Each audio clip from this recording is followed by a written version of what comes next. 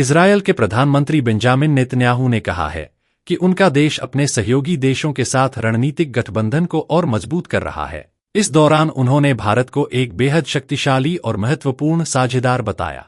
Netanyahu ने प्रधानमंत्री नरेंद्र मोदी की प्रस्तावित यरूशलेम यात्रा का उल्लेख करते हुए कहा कि भारत और इजरायल के बीच संबंध लगातार गहराते जा रहे हैं। पीएम मोदी के 25 फरवरी को 2 दिवसीय दौरे पर इजरायल पहुंचने की संभावना है। इस दौरान वे इजरायली संसद नेसेट को संबोधित कर सकते हैं और नेतन्याहू के साथ साथ राष्ट्रपति इसाक हर्जोग से भी मुलाकात करेंगे। नेतन्याहू ने कहा कि इजरायल क्षेत्रीय खतरों के खिलाफ आवश्यकतानुसार कार्रवाई करता रहेगा।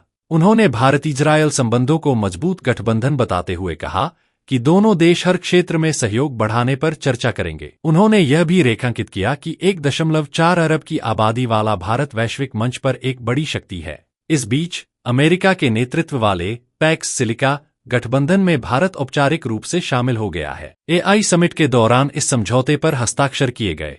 इस पहल का उद्देश्य महत्वपूर्ण खनिजों, सेमीकंडक्टर और एआई तकनीक की वैश्विक सप्लाई चेन को मजबूत करना है। गठबंधन का प्रमुख लक्ष्य चीन पर निर्भरता कम करना है, क्योंकि वर्तमान में चिप निर्माण और कई हाईटेक आपूर्ति श्रृंखलाओं में दुनिया काफी हद तक चीन पर निर्भर है। इस समझौते को भारत और अमेरिका की ओर से वैश्विक सेमीकंडक्टर व दुर्लभ खनिज आपूर्ति तंत्र को सुरक्षित करने की दिशा में एक रणनीतिक कदम माना जा रहा है। पैक्स सिलिका पहल का मकसद भरोसेमंद देशों के बीच साझा योजना बनाकर एआई, ऊर्जा, आवश्यक खनिजों और हाईटेक विनिर्माण के क्षेत्र में भविष्य की तकनीकों को सुरक्षित और मजबूत आधार प्रदान करना है।